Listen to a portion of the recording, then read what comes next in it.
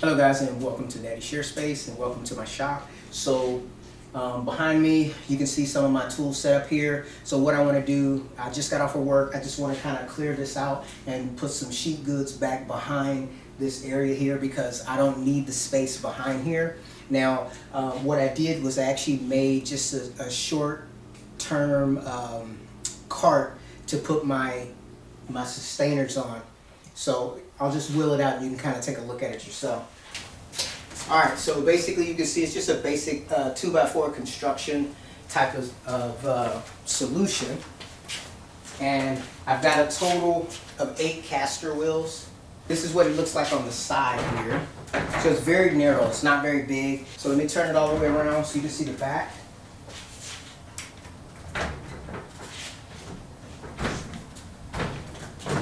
Of course, I know this is pretty thin or pretty narrow, so it could potentially tip possibly, but I'm hoping that doesn't happen, at least before I come up with a better solution. And I did buy a handle so that I can pull this around. I just have to find it, and I'll put a little handle on each side so that I can help this thing pivot about in a little better fashion.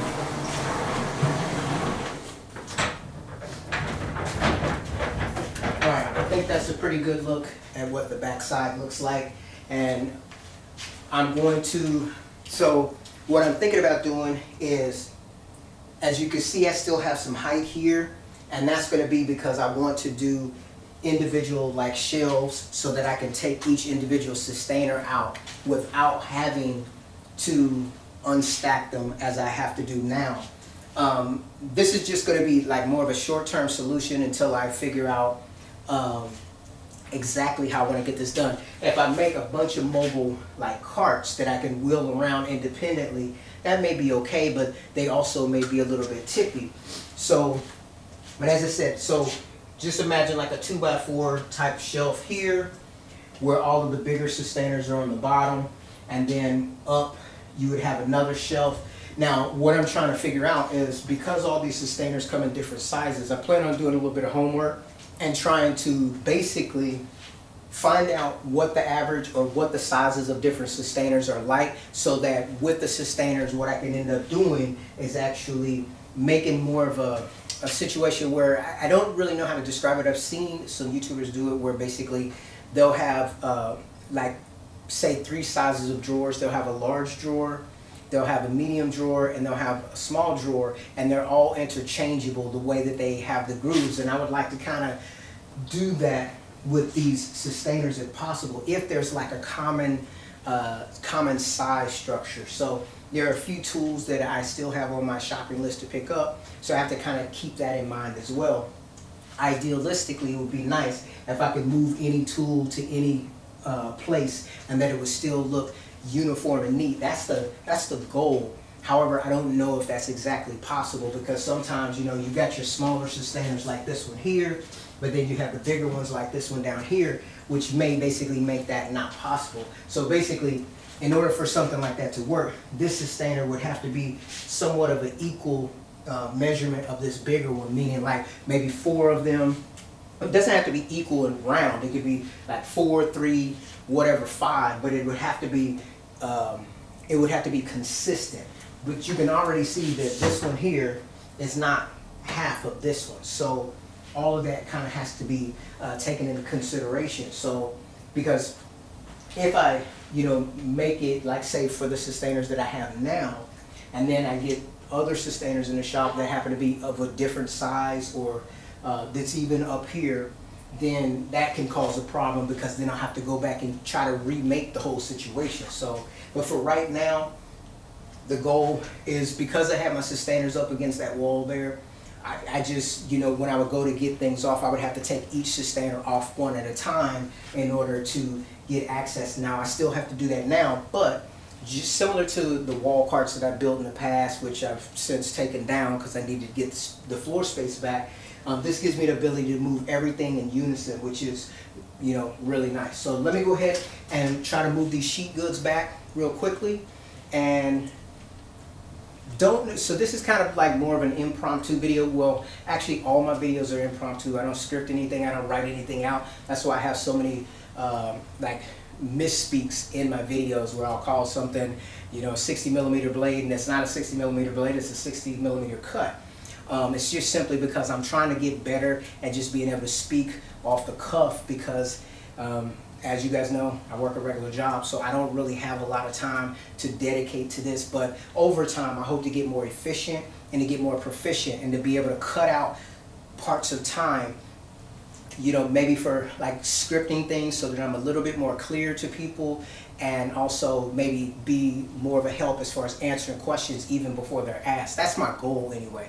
I'm not there yet. I've got a long way to go, but for right now, I'm just kind of, you know, rolling up my sleeves and just getting dirty and getting some work done. So let's go ahead and move this stuff over. And I'm not sure if this is going to be in this video, but my goal is to move that stuff over pretty quickly, because it's about 5:35 and I want to cut everything out by 7, but I want to get some footage for my Rikon benchtop jointer video that I'm going to do. So this is probably not going to be all in the same video, simply because of the fact that I realized when I kind of look at the background of I guess you call it the algorithm or whatever the case may be, I realized that if I do things that are kind of a little bit too dead and too mundane, or things that people aren't interested in, then they don't necessarily get to certain areas of the video. So if I try to bundle this Rikon thing in without making it like the lead for the person that asked for me to do a review on this, then basically they may not see it if I just bundle it into like kind of like a shop vlog video.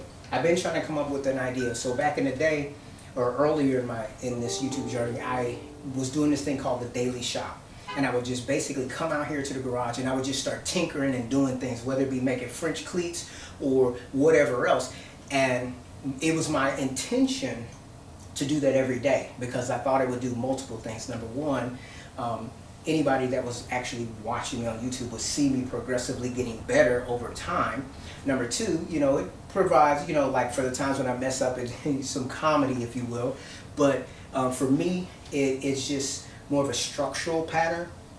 The reason why that didn't work out for me back then is because basically I ran into some computer issues, which that's probably, I don't know, second, third, maybe fourth, fifth time that I've run into computer issues. And the way that I've been trying to combat that is by, I'll jump back and forth. I have a desktop PC, and then I also have my M1 Mac, and I'll use one, and then when it starts to get on the fritz, I'll use the other one, and when that gets on the fritz, I'll just jump back and forth. So I'm like not really dedicated to one platform in regards to editing these videos.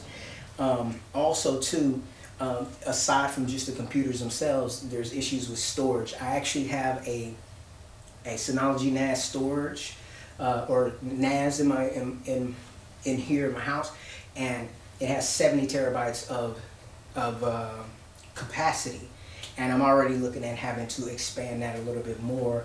I actually had to go through and just delete like 15 terabytes worth of data, because I can't get through it all. As I've moved up to using like 4K video, and then I have, like right now, you can see, I'll switch through, you'll see that I have at least 3 different angles in this video. And it's just, you know, these are like my cameramen, you know, because I can't have somebody following me around recording me. I just set up the cameras in different locations to try to stimulate interest, and then also, you know, maybe if I'm missing, maybe if I'm not able to show something because I'm not cognizant that, hey, I need to turn this way or that way, there's a higher chance that you're able to see the shot, and because I can go back when I'm doing the editing and I can be like, this was a bad angle because you're looking at my backside, but then on the flip side, I can just switch to a different angle, and that, you know, solves that problem. Especially as long as I have a decent shotgun mic. And basically right now I have a Rode shotgun mic attached to one of my computer, or attached to one of my cameras. And maybe in the future I may get one for each camera, so that no matter which angle I'm turning, I can actually make sure I'm getting decent and clear audio. Now, if you watch plenty of my videos, you know that there's sometime around soon you're going to hear a plane fly over, because we're not far from an airport, so I can't really do anything about that. I just kind of keep on going. So I actually have more drywall in the shop than I thought, and a lot of that is from my drywall carts that I had built and that I was tinkering around with. Just a design that I came up with. However, you know, it's basically just to kind of hide away some totes, but it just ended up taking up too much floor space, so I'm trying to come up with a different solution. Now, one of the reasons why I have the drywall, and as I said, I didn't realize I had so many pieces here in the shop, is because overall I'm not just doing woodworking, I'm not just doing just that. I'm actually trying to teach myself all kinds of different handyman skills, and one of those being obviously working with drywall. And so some of this is going to go, you know, just go to the dump, but other elements of it or pieces of it I'm going to utilize in upcoming videos, like using a drywall screw gun. I'm going to do a comparison between a couple of different brands in regards to that, and then also, you know, doing things like, I'm also going to be using this drywall with the multi-tool, the Festool multi-tool. I'm supposed to be revisiting that, and one of the things that I have in mind to do is to build like a small wall. I'm probably going to put it on my MFT. It's not going to be that tall or big. It's just going to have, you know, 12-inch on center, so it may be like 3 feet wide, and maybe, I don't know, maybe just like a couple feet tall, and basically using that to see, basically I'm going to compare, where's that tool at? Compare this Makita drywall cutter with the Festool multi-tool with all of its accessories. I want to know which one is actually going to be better for cutting out drywall when you have studs behind it. So I'm going to make a fake wall, and I'm going to do that. You know, I'm probably even going to buy one of those little blue electrical boxes and, you know, work on it, you know, putting that in there. And it's just simply to get hands-on, so that I have a better understanding of, you know, how homes are built and how to, you know, get to different things, you know, utilizing the stud finder, being able to hang things on the wall safely when you want to find the studs, and just different things. And so if you make yourself a fake wall and tinker around with it, it's going to give you a greater understanding about what's behind the real walls of your house. And also doing things like, another thing I want to do is make that little fake wall, bust a hole in it, you know, just like somebody knocked a hole in it, and then go back and patch it up. And then, you know, use the drywall sander and mud and tape, and just basically just continue to build those skills, you know. I'm really taking that scripture in Ecclesiastes to the next level, where it says to find joy in your work. I'm trying to do that. I'm trying to grow daily, challenge myself to be better with each day, but at the same time being constructive and productive. I could be doing things that are not productive, but this right here, I feel like it's going to benefit me. And, you know, who knows, I may come across someone in my path that may need something done, and I may be capable of doing it for that person, and they may not be able to afford to pay, you know, someone else. So you just never know. I mean, now I'm not, like I said, I'm not talking about something like where, you know, you're opening some shade tree business or anything like that. It's more so like, you know, many of us have been over friends or relatives' homes, and something happened where basically maybe someone banged into the wall, and there's a little divot in the wall, in the drywall, and some of us don't even have an understanding on how to fix stuff like that. And so if I practice at home in my free time, in my downtime, what I'm doing is I'm developing that skill. I'm working that muscle. And then if I have a friend that has an issue like that, I can just patch it up. No harm, no foul. You know, or like when you live in a place where maybe you hang pictures on the wall, whatever, and you want to patch that hole up, and you want to make it look professional. You know, you got obviously regular smooth finish, but then you got the eggshell and, you know, popcorn sealings, all these different things, or not eggshell, I think it's orange peel or something type of texture. And if you know how to do that, it's super helpful. But anyways, let me go ahead and pull this back. I'm wasting time.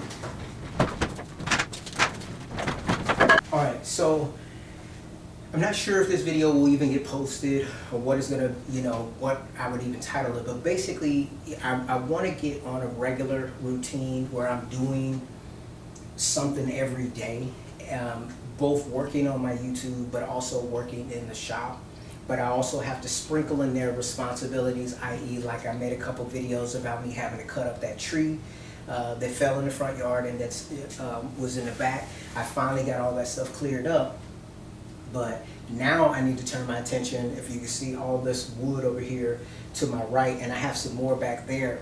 All of the smaller offcuts and stuff like this, you know, this all needs to go, you know, to the dump. So anything that looks kind of ragged and jagged, like this right here, I'll just cut this down. If there's anything that I think I can salvage and use in basically like a mock-up project or just to gain skills, I'll keep. But like say right here, I was unable to get this screw out for whatever reason, and so I had to cut it out with the Sawzall and break things. So more than likely, the majority of this is just going to get tossed, and to make it easier, I'm just going to cut it up into smaller pieces. That's going to be the last life for the last leg of that Milwaukee saw. I'm going to use that until it's absolutely dead.